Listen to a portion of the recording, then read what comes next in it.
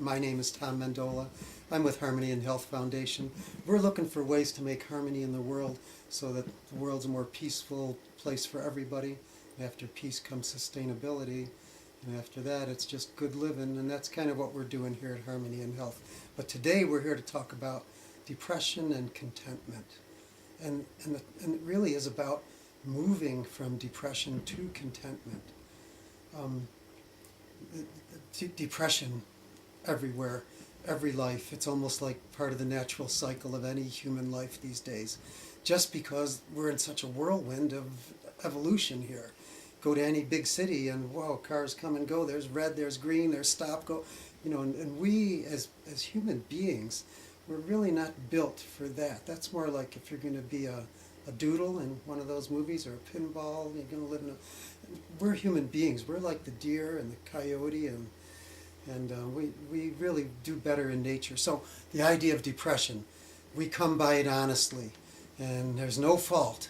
If you think you suffer from depression or you have bouts of depression and it's not good, hey, the first step is recognize that you came by this honestly. No fault here. And once you can start to recognize that you come by it honestly, then you recognize that there's a you who comes upon like being depressed honestly. And once you start to do that, like to see yourself, observing your own self, and that's kind of the practice of moving from depression to contentment. Observe yourself, like be the witness of your own drama.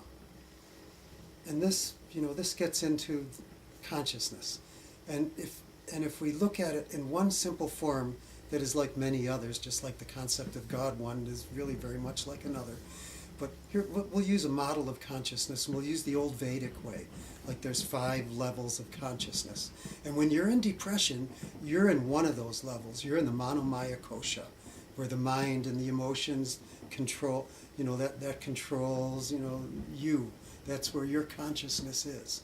At the same time, you could experience something very pleasant in your body, like in the Annamaya kosha kind of thing, and that would be certainly pleasurable. But if you're depressed, you're stuck in that one consciousness of the Manomaya kosha, and after that comes the Vijnana Maya kosha, and that's where you're the witness, and after that, just to complete it, is like the Ananda Maya kosha, bliss.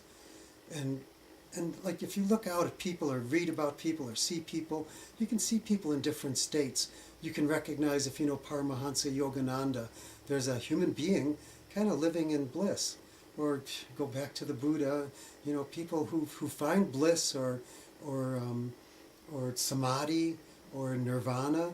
There are people who live in states of consciousness that are like smiling and connected, and they're there as a state of consciousness, just like any one of us can be in depression as a state of consciousness.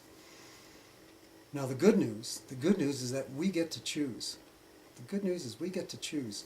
We get to be in, to move to that witness state, and then choose any, we can choose anything we want, in a sense, for where we're going to put our consciousness. It's not easy in the beginning. It's like learning to ride a bicycle. When you can't ride a bicycle, there's no way you can ride a bicycle. But once you ride a bicycle, you'll ride a bicycle forever. So it's kind of worth it in terms of maybe doing the practice. And the practice would simply be mantra. And you would find, like, if you're depressed, I'm depressed, I'm this and that, and I'm the past and the future. Tapes keep playing over and over, and you wake up and you see the same things, and that's where you come in. And you come in to take the simple practice of maybe repeating 3 words over and over. And even, for suggestion, you might start with, I'm healthy and strong. I'm healthy and strong. And just by saying that, 100 times, and if you're depressed, that can take up your whole day, being depressed. So if you spend 10 minutes saying, I am healthy and strong, I am healthy and strong, it kind of programs your mind physiologically, as well as, neurologically. The connection of mind-body. You start doing a repetition in your mind. Mind knows what it is. The body starts following. The body does what it's told. The mind can believe something, And whether it's true or not, the body will respond. It's like the guy who got caught in the train car that was the freezer car. And the freezer car, he knew he was in it and he was going to freeze to death. And he died. They found him. He had the symptoms of frozen to death. And it wasn't turned on. It wasn't frozen. But and the mind will create into the body, kind of whatever. The body will do whatever it's told, kind of from the mind.